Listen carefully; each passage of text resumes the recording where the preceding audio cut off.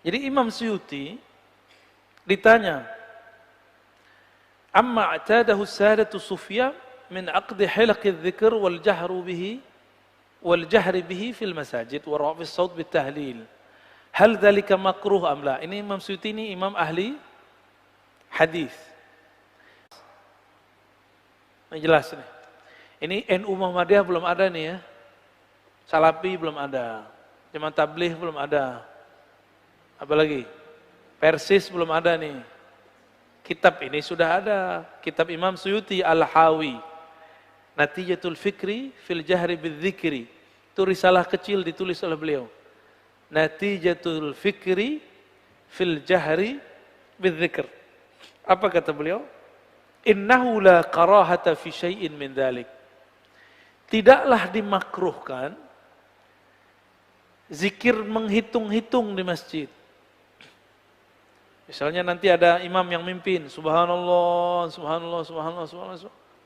Itu tidak makruh. Apalagi menjaharkannya, mengeraskannya, warraf'us saut, mengangkat suara, enggak dimakruhkan. Wa qad waradat ahaditsu taqtadi istihbab al-jahri bidzikr. Ini pagi ini kita kajiannya kajian dalil ya, bukan kajian kolbu ya. Jadi dibuka-buka pikirannya. Buka dulu pikirannya. Kalau sebelum-sebelumnya kita campur aduk kolbu dalil, kolbu dalil. Ini kita bikin panas dulu otak antum nih ya. Supaya nanti kalau ketemu mereka yang otaknya panas, pikiran antum tinggal disejukkan. Cukup panasnya di sini. Ya. Apa kata beliau? Hadis-hadis banyak menyebutkan istihbab al-jahri bidzikr. Keutamaan, anjuran, zikir dengan jahar. Ini yang ngomong imam ahli hadis. Berarti kalau enggak begini jangan-jangan dia ahli hadas. Juga ada hadis taqtadi istihbab al-israr. Ada hadis yang menganjurkan mensirkan. Berarti hadis jahar dan sir itu sama-sama ada. Dua-duanya sangat dianjurkan.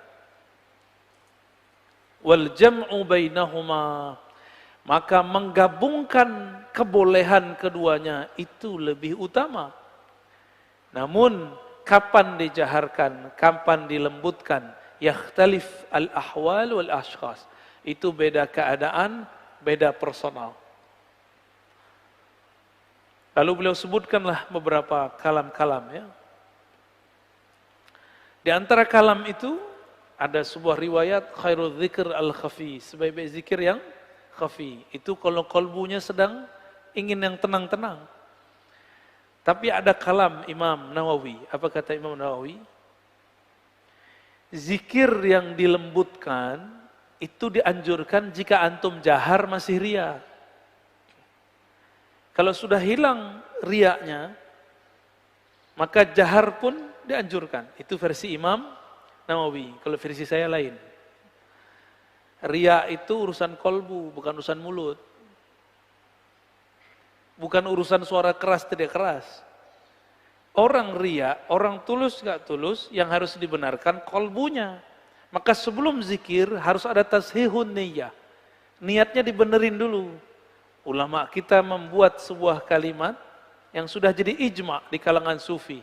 Ilahi anta maksudi wa ridhaka matlubi. Ya Allah, hanya engkau tujuanku, bukan ingin dikenal manusia. Hanya ridhomu yang kami cari. Ini dikalamkan, zikir terserah antum. Mau jahar, mau sir sama.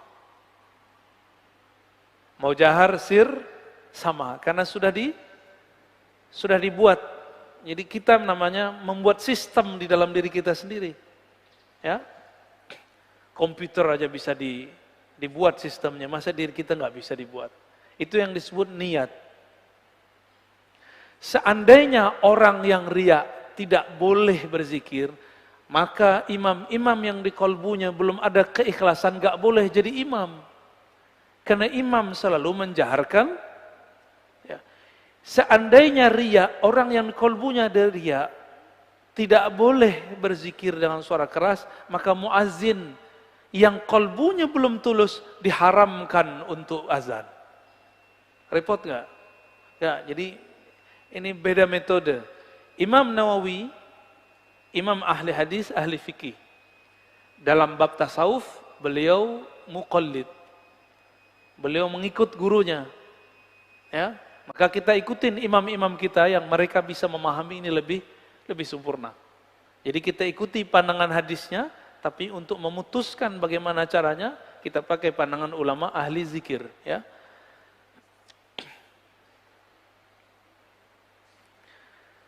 Nah, kalau saya memilih ada opsi sesuai dengan ada yang di sini, ini cocok. Kenapa Allah memberikan fasilitas boleh zikir keras, boleh zikir lembut? Ternyata ada rahasianya. Boleh zikir keras, kadang-kadang kolbu melayang-melayang jika zikirnya sir. Ada rasa bosan, zikir diam itu ada bosannya. Maka kadang-kadang seseorang itu untuk menghapus, menghilangkan kebosanan, dia perlu bersuara dengan suara yang indahkah atau suara yang menghentak ke dalam kolbunya. Hilanglah al-malal.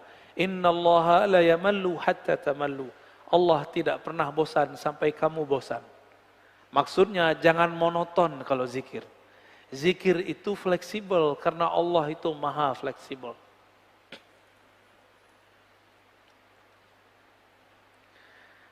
Ada orang menggunakan ayat yang ayat itu tidak berkaitan dengan larangan zikir jahar, untuk melarang zikir jahar. Biasanya yang dipakai surah Al-A'raf ayat 205. Wazkur rabbaka fi nafsik. Sebutlah nama Rabbmu di dalam dirimu tadarruan wa khifatan wa dunal jahri minal qaul. Tidak lagi dijaharkan dari kaul. Surat 7 ayat 205. Apa jawaban Syekh Abdul Qadir Isa? Innaha makkiyah. Itu ayat Makki, turunnya di Mekah. Mekah saat itu dakwahnya sir. Gak boleh dakwah jahar, karena jahar membahayakan. Bisa dibunuh oleh musyrik. Siapa yang membunuh? Musyrik. Siapa yang terganggu? Musyrik. Situ musyrik terganggu dengan zikir jahar. Sirik kali ya, sirik bahasa anak muda.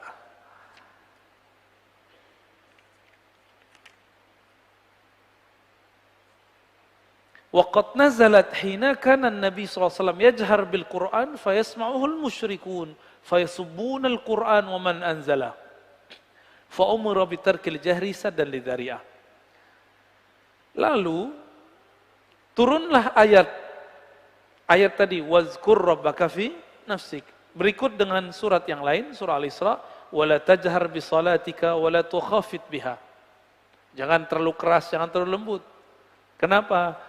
Dulu Nabi ketika dikurunkan Al-Quran, beliau jaharkan. Fayasma'uhul musyrikun. Lalu orang-orang musyrik mendengarnya. Fayasubbunah. Lalu mereka mencaci maki Al-Quran. Gimana kira-kira? Jangan-jangan sekarang ada orang bertubuh muslim, berpakaian muslim, tapi batinnya syirik. Syirik seperti kaum musyrikin di Mekah. Kan mereka enak saja ya. Kita mengkritisi sesuatu dari mereka, mereka bilang apa? Oh, Anda ini Yahudi. Anda ini Nasrani. Kita buat maulid dibilang sama dengan Nasrani. Boleh nggak kita bilang gitu? Ente larang zikir, larang baca Quran jahar. Itu kan masa Makki. Yang dulu melarang cuma musyrikin. Jangan-jangan ya.